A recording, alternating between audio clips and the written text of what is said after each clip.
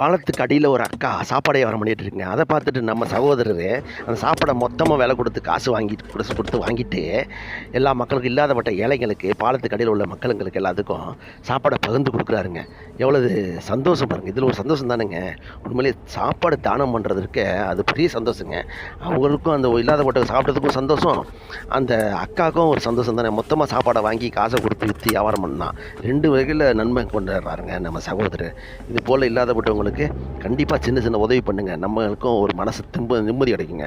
அப்படி தாங்க கண்ணு தெரியாத ஒரு பிள்ளை வந்து நிற்கிது, அதுக்கும் சாப்பாடை கொடுத்து அவருக்கு திருப்திப்படுத்தி அனுப்புகிறாருங்க. இந்த பிள்ளைக்கு பாருங்கள், அதோட மனசு இருக்குங்க. அது எல்லாத்துக்கும் வராதுங்க.